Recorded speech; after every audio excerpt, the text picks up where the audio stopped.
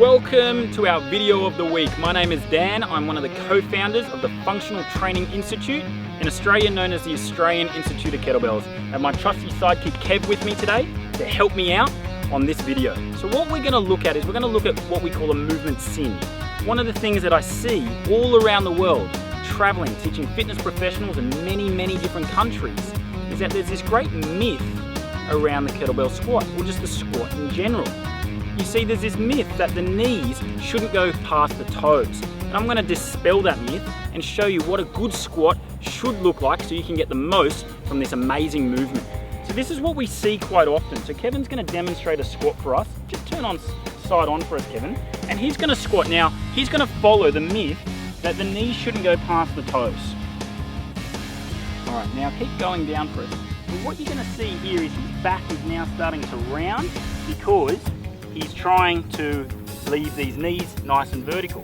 What this does is this places this great shearing force on the back. You can come up now, mate.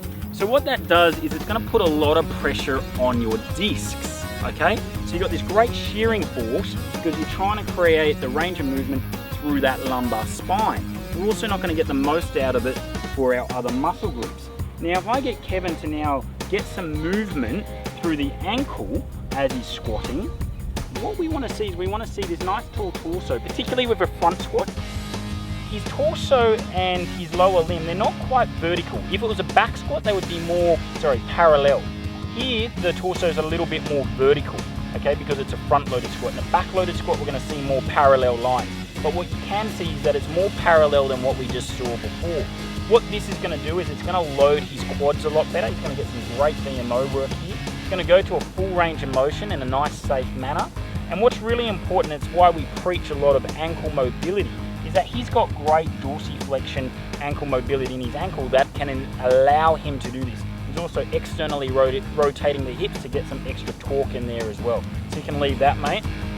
So guys, when you're squatting, do not squat through the hips. Do not just drop back straight into it. What you want is you want those knees to travel forward. Keep working on your ankle mobility so you can do that nice and safely, and you're going to get a much better and safer and more effective squat.